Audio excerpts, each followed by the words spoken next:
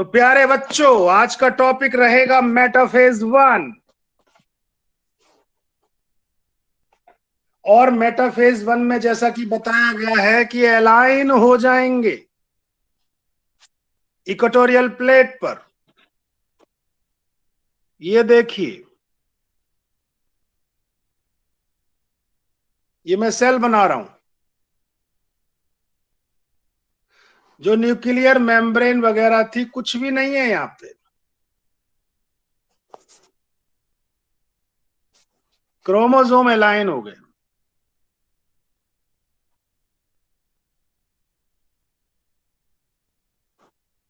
ऐसे करके,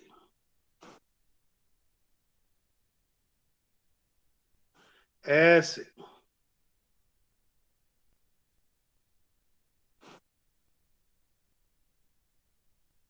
ऐसे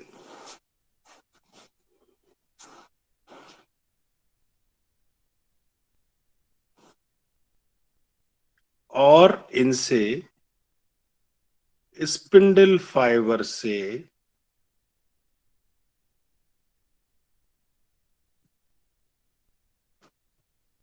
अटैच हो गए।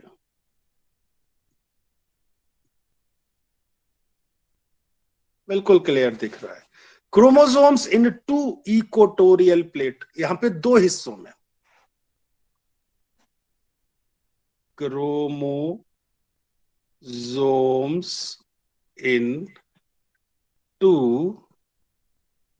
Equatorial plate. तो मेरे बच्चों, अब मैं बात लिखता हूं, बिल्कुल माइटोसिस की तरह। The bivalent chromosome align on the equatorial plate.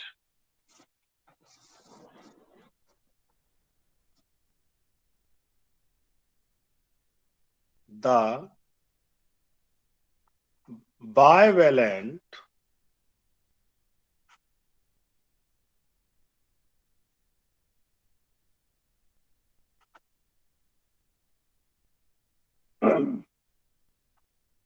arrange themselves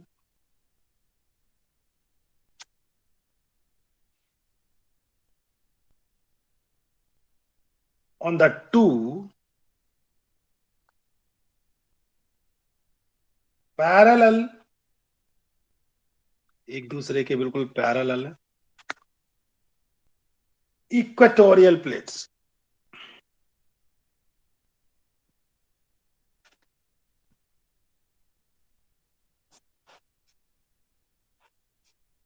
ठीक है जी। फिर क्या होगा? The centromere project little bit towards periphery, ऊपर की ओर थोड़ा सा सेंट्रोमियर हो जाता है। Since there are two centromere in each bivalent, thus each centromere is joined by chromosomal fibers. The fibers of the homologous chromosome are always in the opposite direction.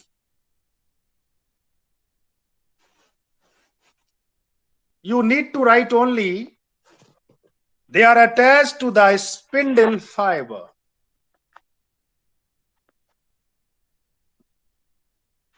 They are attached to the spindle fibers. Nothing more than that. It's okay. So this is metaphase 1. Now come to the next point, anaphase 1. जैसा कि आपने पहले पढ़ा, mitosis में same वैसे ही होगा। Metaphase 1 हो गया, एनाफेज 1 पे मैं आ गया। एनाफेज 1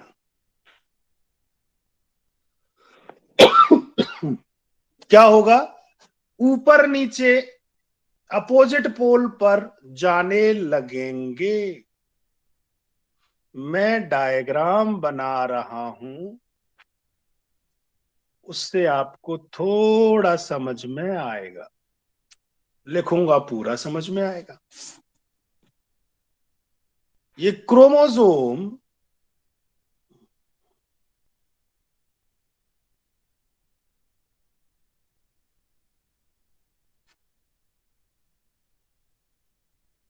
ऊपर की ओर जाने लगे, ये नीचे की ओर जाने लगे,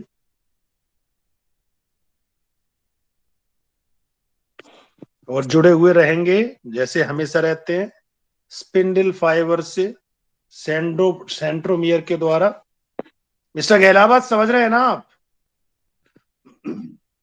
यस सर। That's great. ये देखिए, ये जुड़े हुए हैं, ये खिंचाव हो रहा है।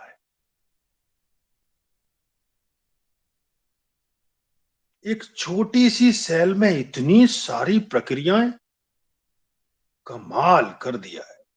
बनाने वाले ने क्या, कुदरत ने बनाया है। और वो सब आपके अंदर, जादूगर हैं आप लोग। ये एनाफेज 1 का डायग्राम है। Anaphase 1। This is the next phase after metaphase 1, in which homologous chromosome break their connection with each other and get separated. अपने आप से कनेक्शन तोड़ के अलग हुए। This process of separation of homologous chromosome is known as disjunction. अब ये process disjunction कहलाया। The separated chromosome are univalent. अब ये यूनिवेलेंट हो गए, इनको हम वाइवेलेंट में टेट्राड कहते थे, यूनिवेलेंट में डायाड कहेंगे। लिखते हैं आगे। The homologous chromosome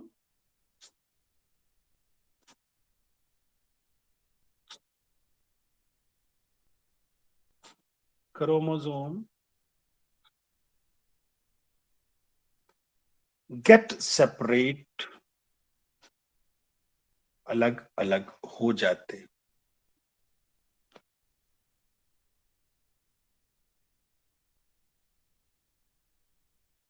but the sister chromatid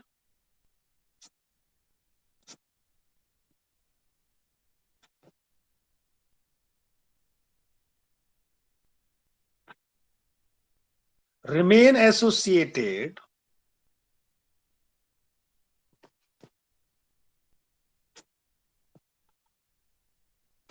at the centrosome.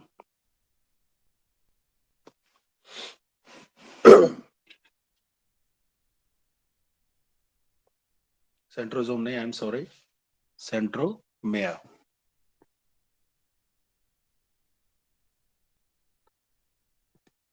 ये वाला यहां पे घटना घटी और एनाफेज 1 खत्म हो।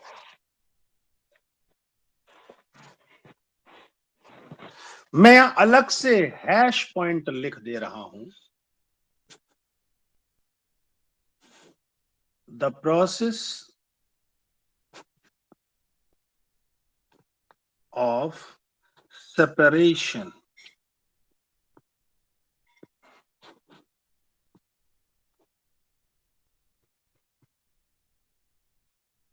ऑफ homologous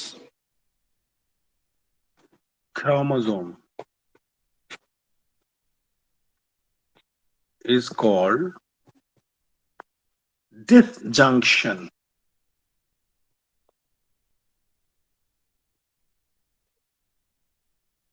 एक बात और हैश करके लिख रहा हूं, नीट का पर्पज है कि जो सेपरेटेड है क्रोमोसोम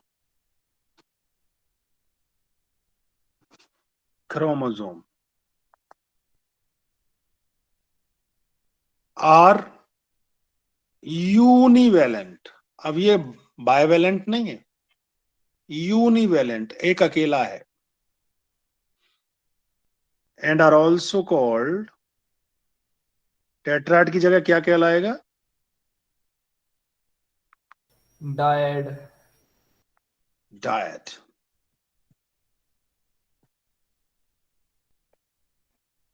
ठीक है, जैसे आपको मैंने ऊपर दिखाया ये वाला पोर्शन, ये आप देख रहे हो बायवेलेंट थे, दो थे। तो देखो अब क्या हुआ, अगले वाले केस में ये एक रह गया, तो ये यूनिवेलेंट है। और जब ये खुलेगा तो ऐसा स्ट्रक्चर हो जाएगा, इसलिए ये डायाड हो गया। मेरे ख्याल से समझ में आ गया होगा। टेट्राड क्यों था, क्योंकि ये दो थे। बात समझ में आ रही है ना। तो बच्चों, इस तरह से हमारा एनाफेज 1 फिनिश हुआ। अगला वाला पॉइंट आता है टीलोफेज 1। यहां पे मैं एक और बात बता दूं, on reaching at the end of the anaphase, अंत में the two group of the chromosome are produce with each having half number of chromosome. दो ग्रुप बन गए जिनमें क्रोमोसोम हाफ नंबर लिए हुए हैं, क्योंकि टेट्राड का डायड हुआ, बायवेलेंट का यूनिवेलेंट हुआ। लीजिए टीलोफेज 1।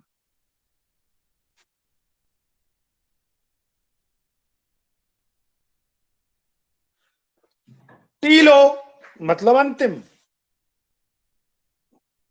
टीलो फेज मतलब स्टेज।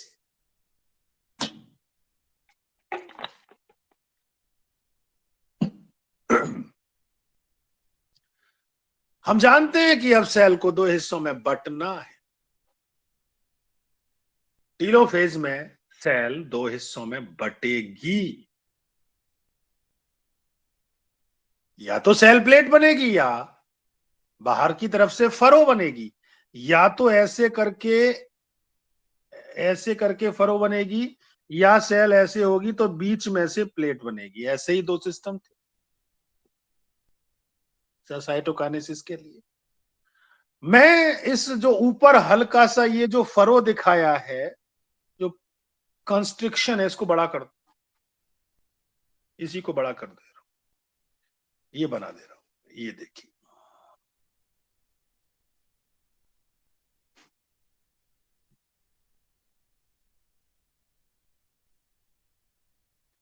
और ऊपर और नीचे दोनों तरफ फिर से न्यूक्लियस बन गया।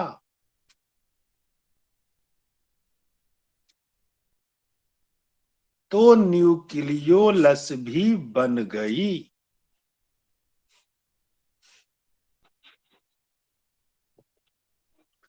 क्रोमोसोम अंदर बैठ गए।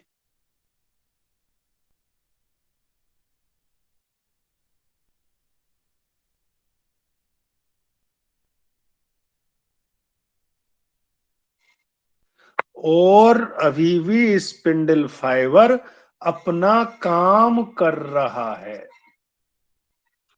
और धीरे धीरे खत्म हो रहा है, खत्म होके न्यूक्लियर मेम्ब्रेन बना रहा है, खत्म होके न्यूक्लियोलस बना रहा है। ये टीलोफेज 1 का डायग्राम है। This is the last stage of meiosis 1, in which the chromatid at each pole of the spindle usually remain uncoiled and get elongated. अब ये क्रोमोसोम जो है, यानी अभी तो क्रोमेटिड ही हैं, ये लंबे होने लगे, एलोंगेटेड होने लगे, अपने अपने पोल पर दो हिस्सों में जो चले गए हैं, जो बन गए। Homologous chromosome reach at their respective pole, बिल्कुल करेक्ट बात, and reappearance of the nuclear membrane and nucleolus takes place. ये दो घटनाएं घटी।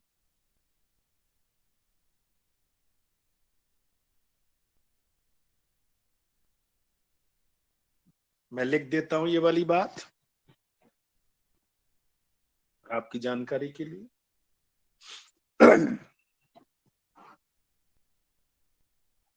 ये डायग्राम तो यहां से इधर की साइड में होना चाहिए था मेरे ख्याल।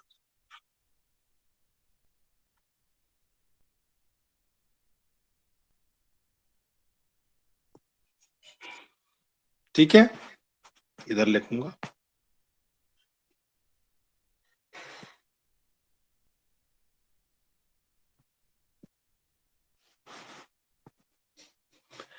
तो बच्चों इसमें हुआ क्या है,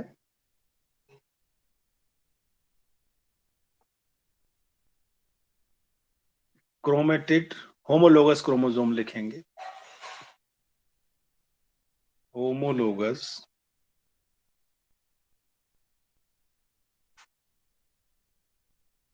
chromosomes reach at their respective poles।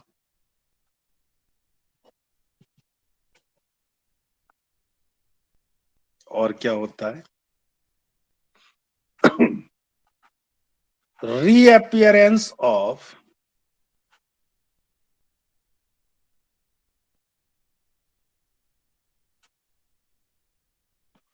nuclear membrane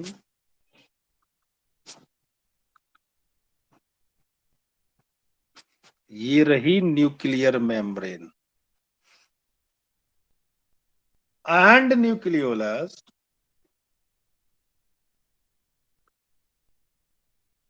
ये रही न्यूक्लियोलस टेक्स प्लेस। दिखने लगे दोबारा से। अब क्या करें, सेल को तो इस समय बांट दो, साइटोकाइनेसिस कर दो, समझे, टीलोफेज के बाद।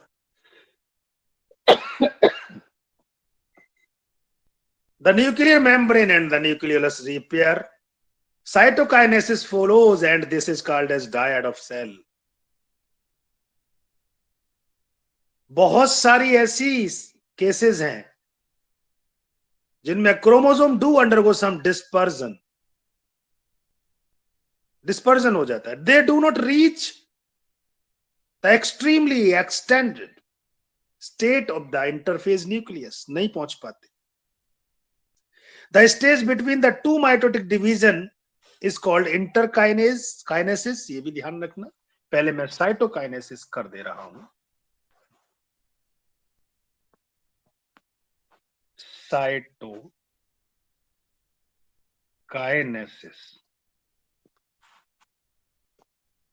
क्या होगा, साइटोकाइनेसिस में दो डॉटर सेल बन जाएंगी।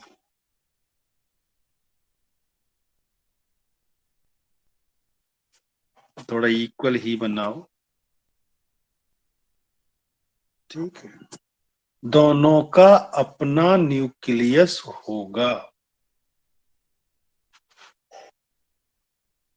अपना ही न्यूक्लियोलस होगा, और ये क्रोमोसोम पड़े हुए हैं।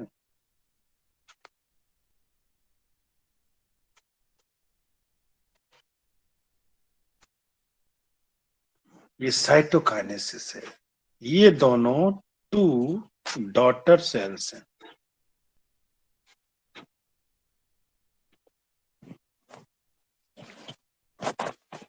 समझे। तो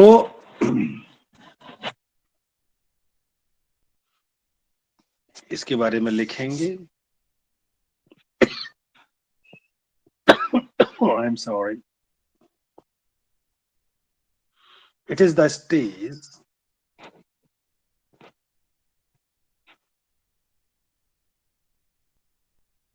during which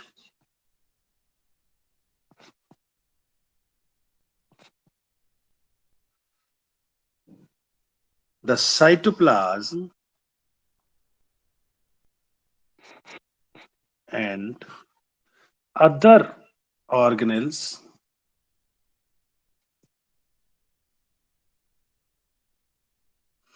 divide into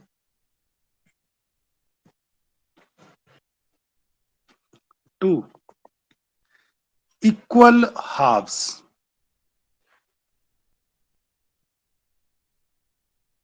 of the cell. अब ये मियोसिस 1 खत्म हो गई। जब मियोसिस 1 खत्म हो गई तो मियोसिस 2 आएगी। मियोसिस 1 के बाद आएगी मियोसिस 2, लेकिन बीच में जो पीरियड है उसे कहेंगे इंटरकाइनेसिस। यहां एक सेल से 2 सेल बनी हैं और अब इन 2 सेल से 2 बन जाएंगी। समझे? ये 4 डॉटर सेल, तो ये इंटरकाइनेसिस आएगी। ठीक है, तो मेरे बच्चों अब मैं इंटरकाइनेसिस की जानकारी दे रहा हूं। हेडिंग डाल देते हैं, inter kinesis. The stage between the to meiotic division,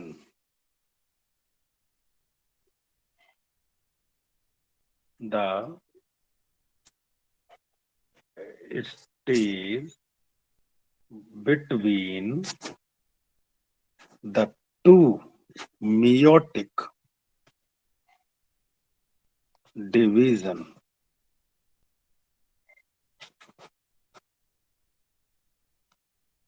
is called interkinesis.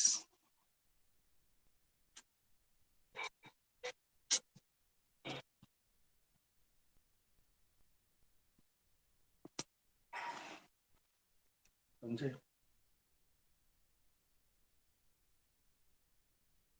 It is generally short-lived.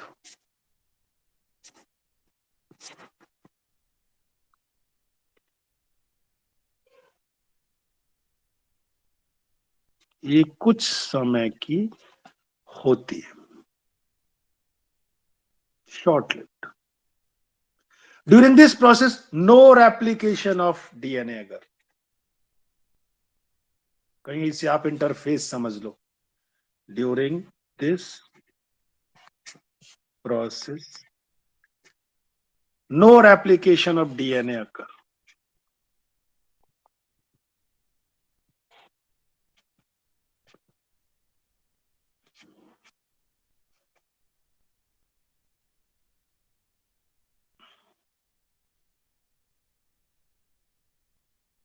ये बहुत जरूरी है, bringing true haploid DNA in daughter cell. इसलिए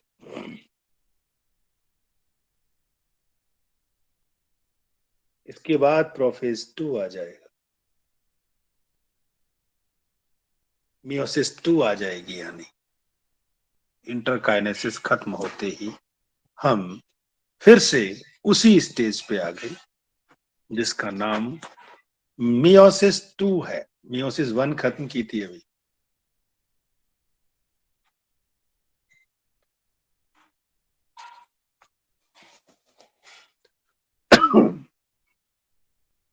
इसको होमोटिपिक डिवीजन भी कहते हैं। इट इज ऑल्सो कॉल्ड होमोटिपिक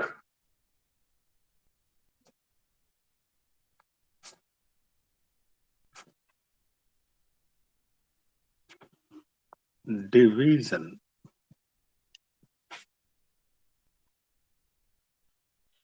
समझे?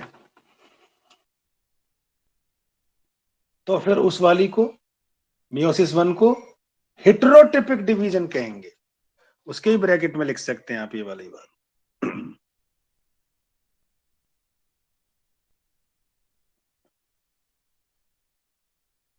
इसके में लिख सकते हैं हेटेरोटिपिक division.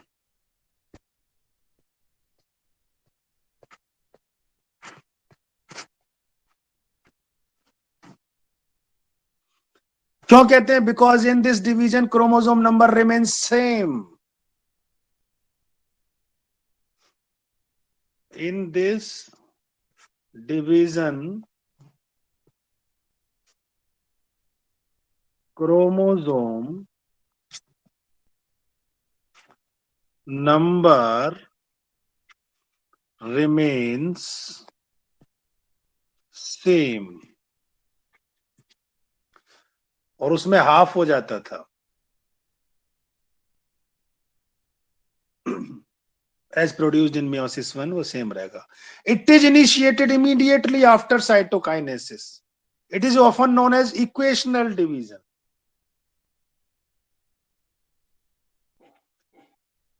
Immediately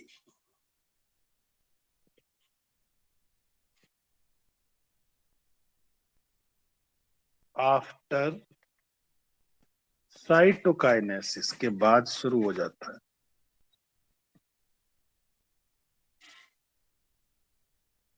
also called equational division, जैसे पहला वाला कहलाता था mitosis. Meiosis II resembles a normal mitotic division.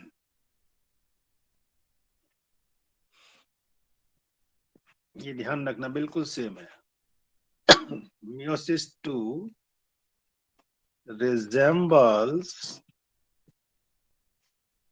a normal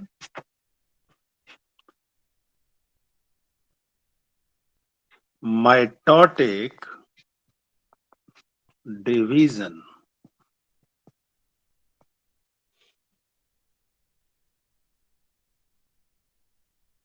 इसकी भी 4 स्टेज हैं.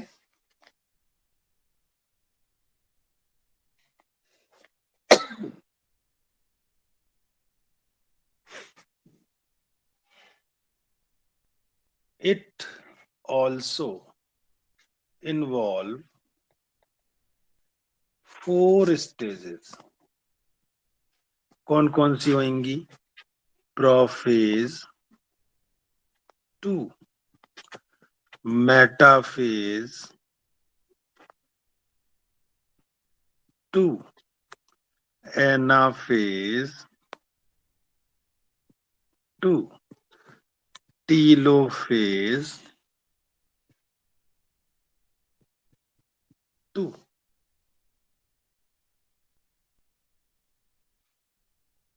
अब ले लेते हैं हम प्रोफेज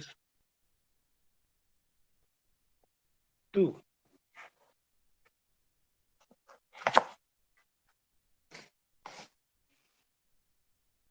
वही वाला प्रोसेस जो हमेशा होता है. क्या? The nuclear membrane disappear.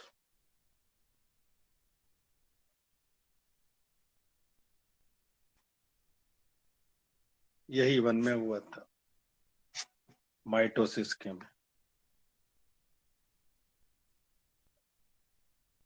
दूसरा क्या होता है? क्रोमोसोम कॉम्पैक्ट हो जाएंगे. Chromosome again become compact.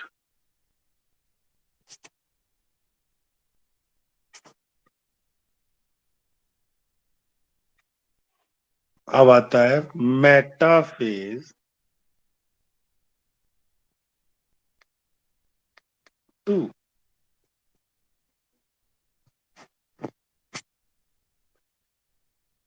इसमें क्या होगा? कॉमन सी बात है, सब जानते हैं. आप बता सकते हैं प्रियंका क्या होगा इसमें मेटाफेज में?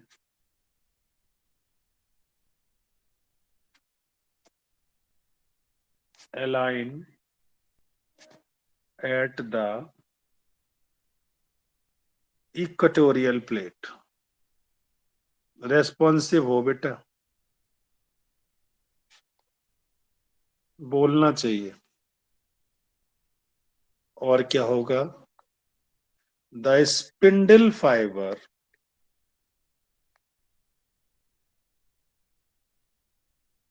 attached to the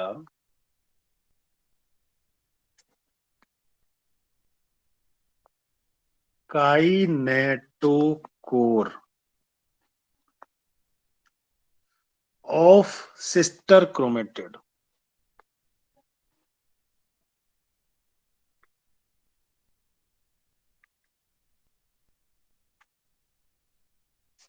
अब आएगा एनाफेज 2। बिल्कुल सेम प्रोसेस। नैन्सी, आप बता सकते हैं या तरन्नुम, इसमें क्या होगा एनाफेज में?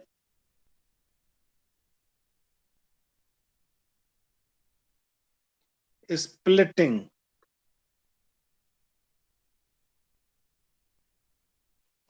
टूटेगा ये।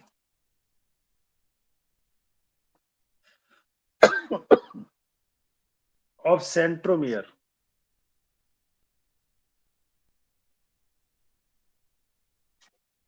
Of each chromosome take place. जिससे क्या होगा? इट अलाउज द क्रोमेटिड के अपोजिट पोल पे चले जाओ, to move towards opposite pole.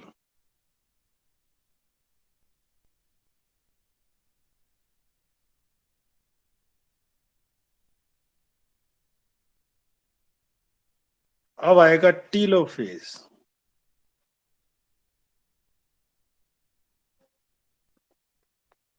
Opposite pole पे पहुंच जाएंगे। The two groups of chromosome again get enclosed by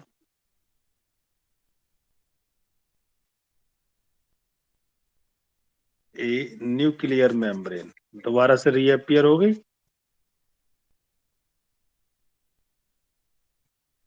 और क्या होगा? इसके बाद इसमें साइटोकाइनेसिस फिर से हो जाएगी और दो सेल बन जाएंगी।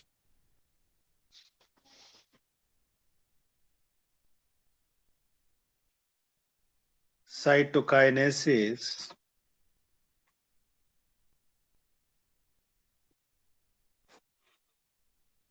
follows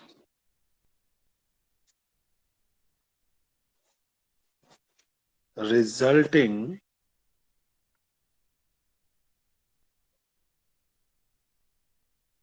in the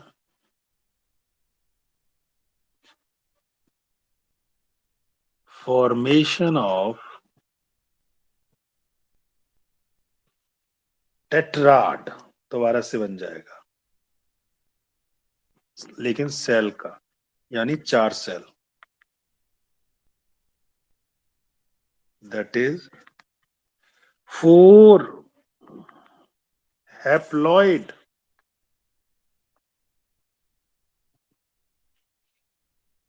daughter cells.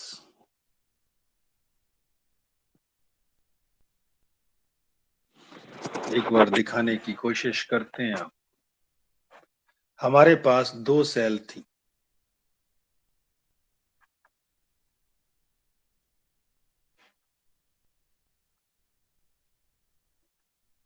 यहां पे मैं दिखाऊंगा प्रोफेज 2।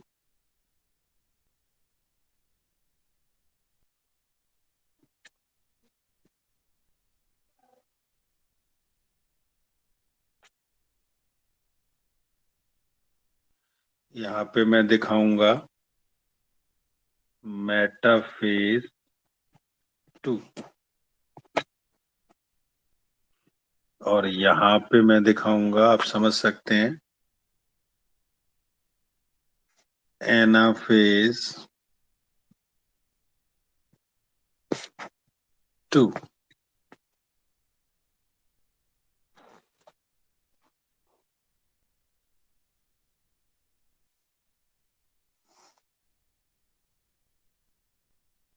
समझे? और अब टीलोफेज में एक साथ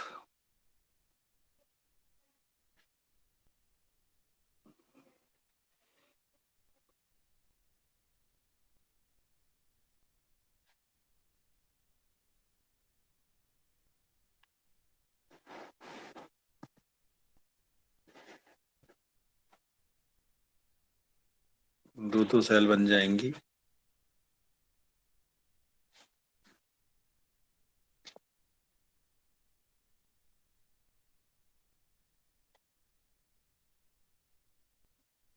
इस प्रकार से 2 की 4। ये है टीलोफेज 2। हुआ क्या होगा, क्रोमोसोम कॉम्पैक्ट हो गए और न्यूक्लियर मेम्ब्रेन हट गई। 2 ही थे ना, ऐसे ऐसे ऐसे ऐसे, इसमें भी 2 थे।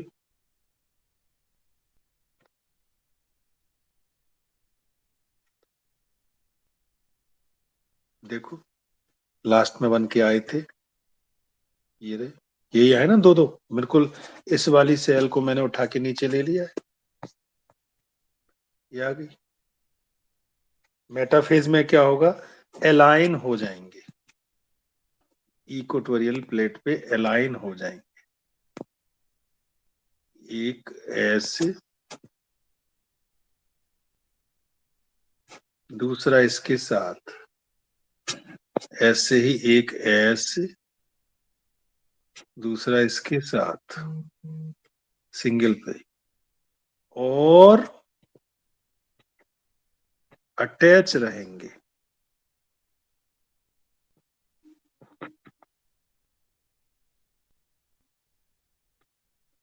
एनाफेज में क्या होगा, ये टूटेंगे और ऊपर नीचे जाएंगे।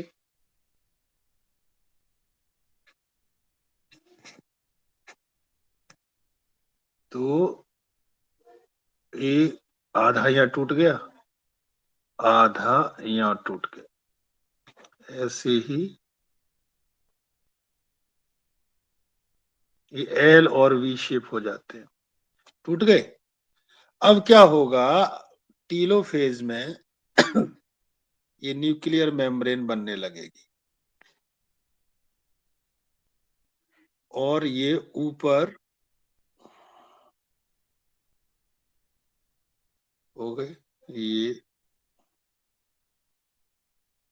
न्यूक्लियोलस इसमें बन गई।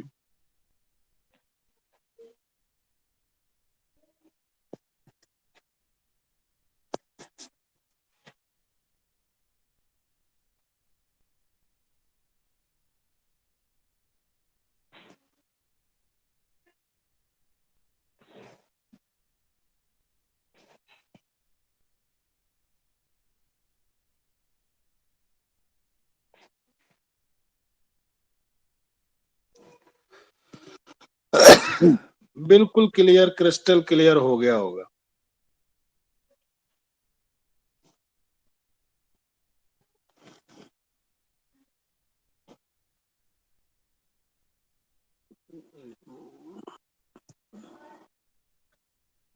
मिस्टर वाधवा, समझ पा रहे हैं आप? इस तरह से 4 डॉटर सेल बन गए। अब मुझे लिखना है इसका सिग्निफिकेंस, कि ये सिग्निफिकेंस क्या है। Significance of meiosis.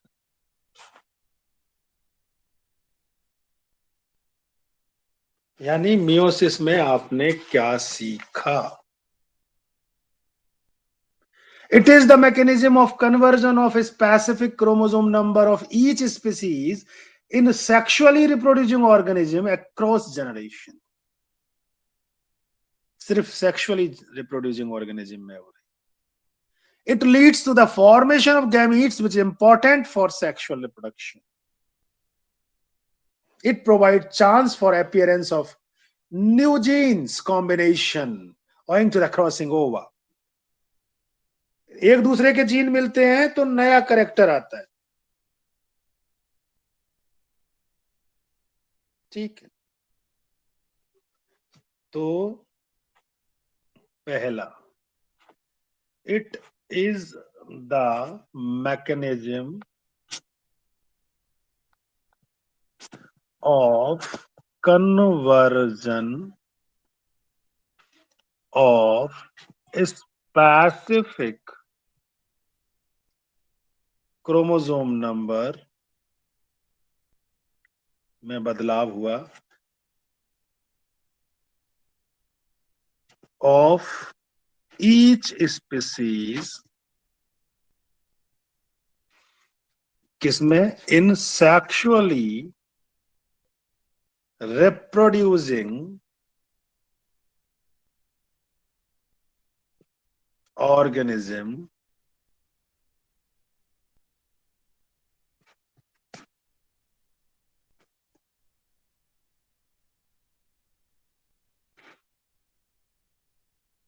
across generation, पीढ़ी दर पीढ़ी।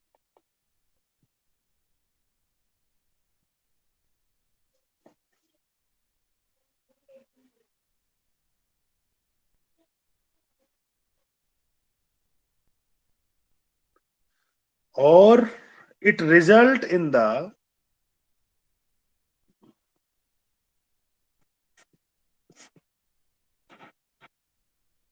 formation of gametes, sperm and ova, which is important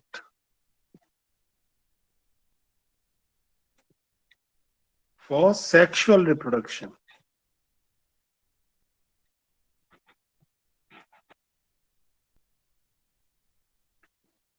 समझे?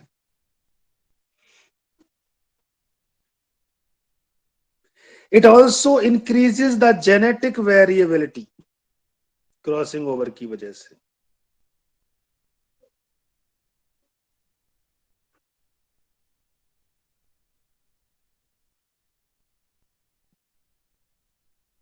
It also increase the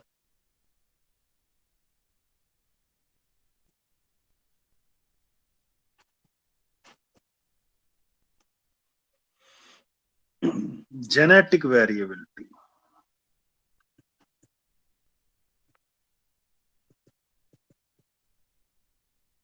in population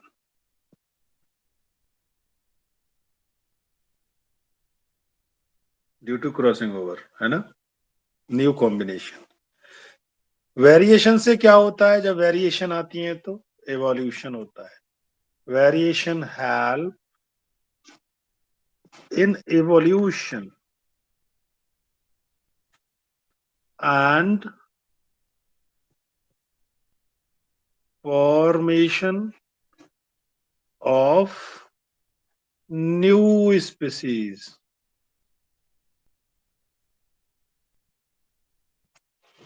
नई जातियों का निर्माण होता है।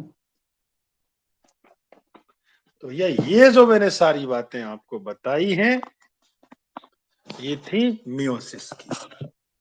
This is all about the cell cycle and cell division. इसी के साथ ये टॉपिक समाप्त होता है। आप अपने क्वेश्चन पूछ सकते हैं, कमेंट बॉक्स में लिख सकते हैं, मैं जवाब दूंगा।